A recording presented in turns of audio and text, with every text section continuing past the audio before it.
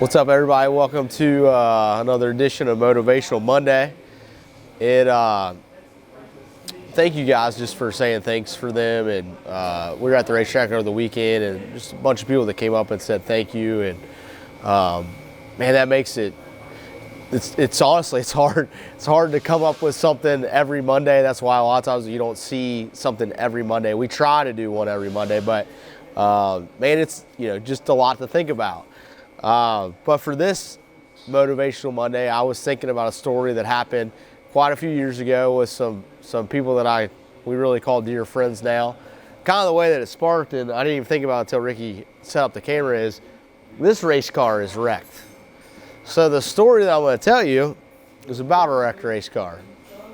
Quite a few years ago, I guess it's probably been 4-ish, we were just starting our relationship with my buddy Curtis and Dougie, which, again, a couple of my favorite people in the world. And then there was another person that winds in this story. His name's Tim Day, which Tim, man, if you watch this, I love all you guys, man. It's just incredible people. We were building, Curtis and Dougie, a new car, and we had just kind of started on it, started building our relationship with them. And there was an event in Bowling Green called Outlaw Streetcar Reunion. And for us, I always like to take the guys to events. Back then, we actually didn't even have our own race car. We would take the guys to events randomly just so they could see their hard work going down the racetrack. And at the time, Curtis and Tim were campaigning a car called Section 8, which was a white Mustang with a twin-turbo big block Ford. Really, really fast car. They were racing down there, and since we were building a car with them, we were kind of hanging out with those guys. Well, everybody's kind of struggling to get down the racetrack, and the old Section 8 goes out and makes a lick, man. I mean, it looked really good until it didn't, which in the shutdown, the car kind of got crossed up, and the driver, plumber Kevin, he was fine, but the car kind of got crossed up and ended up putting it into the wall really hard. Like it tore it up. It tore it up bad. And that was one of them situations that we didn't know them that well. They just put their wrecked race car, they just pulled it back to the pits, and we're kind of battling whether or not we should even, should we go over there? Should we give them space? Like, what do you do? And I just felt really strongly that we had to go over. Like, I just felt it in my spirit and my heart, like we got to go over there. And it was, what do you expect? It was, a wrecked race car with kind of everybody standing around it, and kind of assessing the situation of what to do next. Everyone was kind of under the impression that it was completely totaled. There was, nothing really, it didn't look like there was a lot left. So we get over there and, trying to be as courteous as possible. But in any situation like that, you try to bring a new energy in, and that's something that I love our crew for. We kind of get over there and we're looking at it, and we really coined a phrase that day that Tim tells me all the time, every time I see him. Man, it's just metal.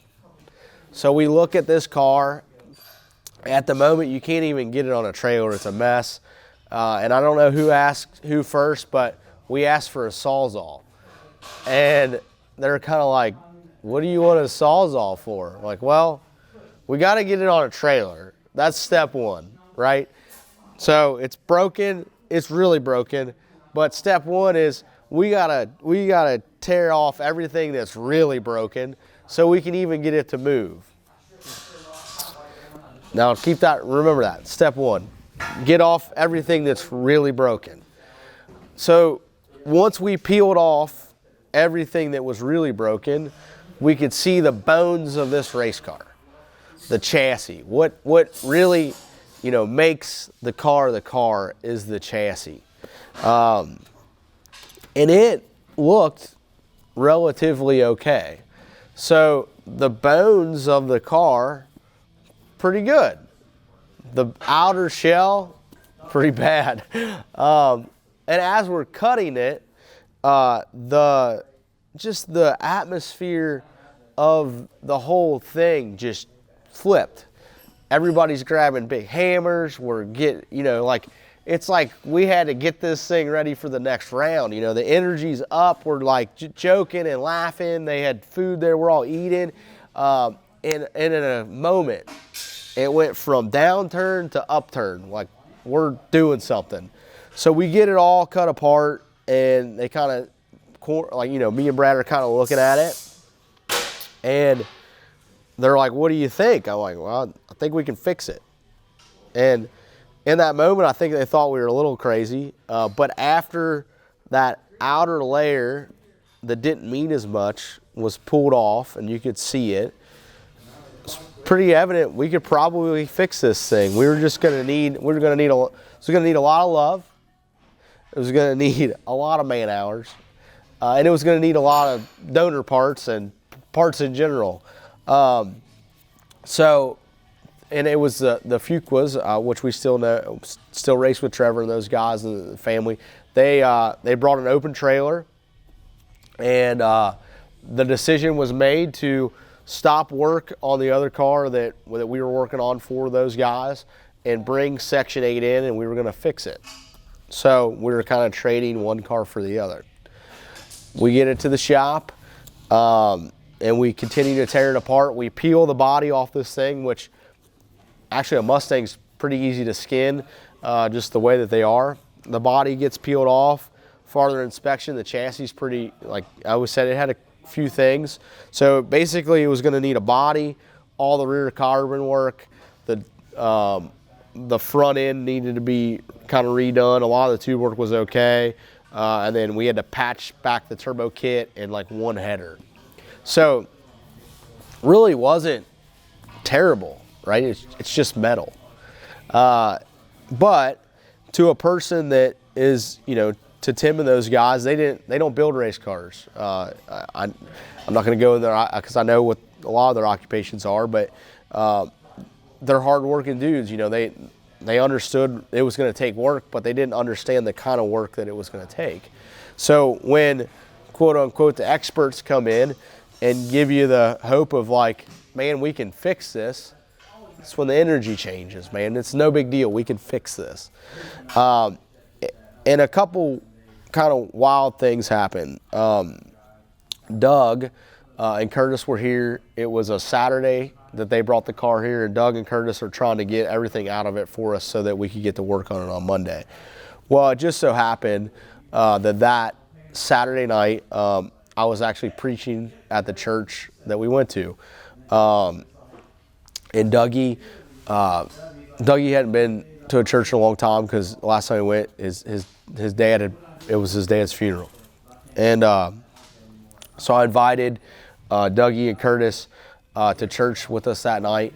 And man, I didn't know if they were going to come or not, and I was actually telling the story of how 10 Soldier Race Cars came to be.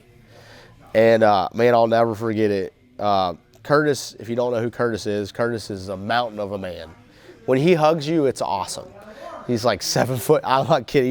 He is huge, just a big dude, big old teddy bear though.